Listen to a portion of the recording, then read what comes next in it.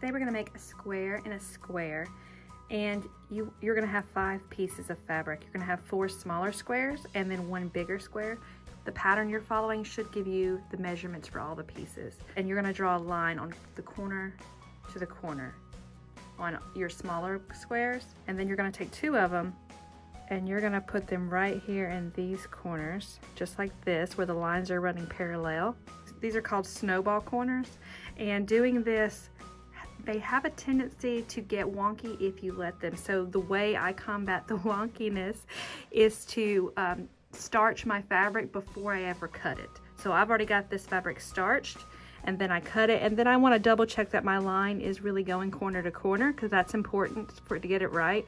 And also it's important that these squares are flush with the side here and then the same thing over there.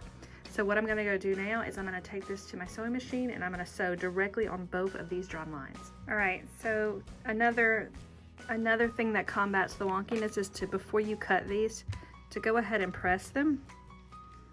And this will set your seam and make everything nice and flat. So now I want to cut this corner off, and I want to leave myself a 1/4 inch seam. So I'm gonna find the 1/4 inch line on my ruler, and I'm gonna put that line right there on top of my stitch line, and then I'm gonna cut this corner. I'm gonna do the same thing for this side.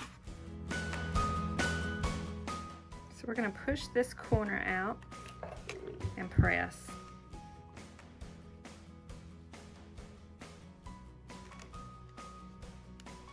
And now we're gonna just repeat what we've just done. So we're gonna take those other 2 pieces, and this time we're gonna put them on these 2 corners. Notice that it overlaps right here, and that's what you want.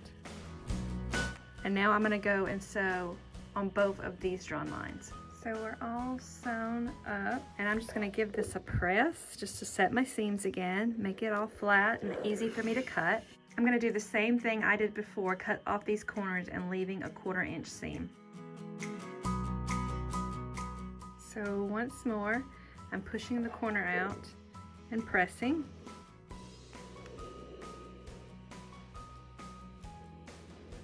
And I want to put some starch on these, make them nice and crisp. And there is my square in a square.